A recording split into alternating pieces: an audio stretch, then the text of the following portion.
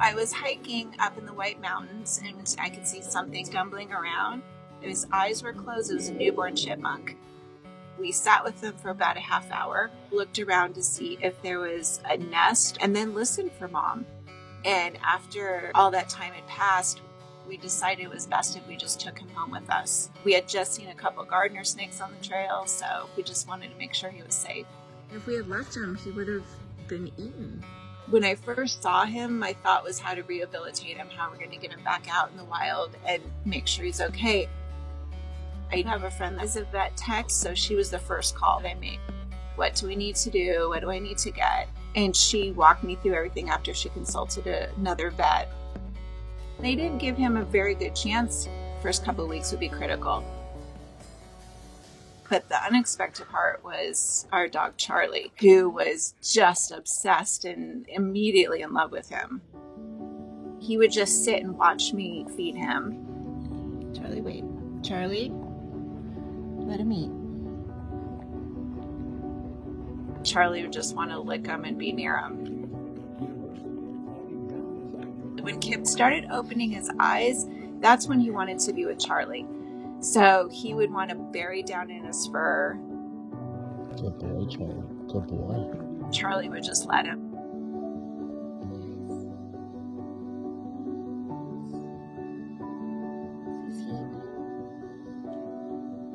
I think he thought of Charlie as like a mother or a comfort. He always wanted to be right next to Charlie. I just think that there was a comfort for both of them. I think early on noticed that Kip was just a little slower physically. He didn't have that energy. He wasn't maturing in a way that most chipmunks would.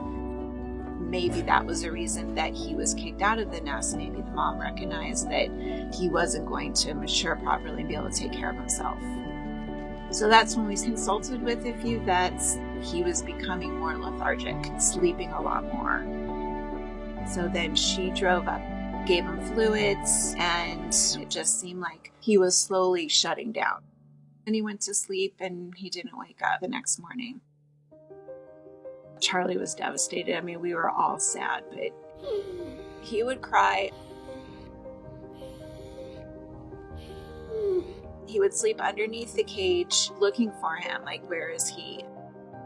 After Chip had died and Charlie just seemed inconsolable and looking for him, we got him a stuffed animal chipmunk.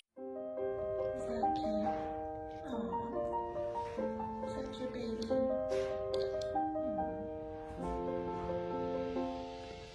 He carried it everywhere with him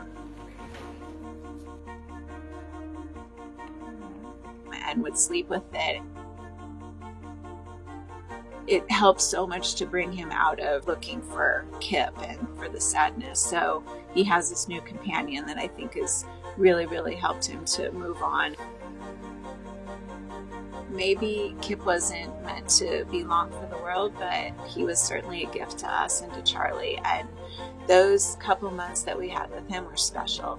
At least I do know that Kip was happy and we gave him the best possible chance, and he had the best possible couple months with his best friend Charlie.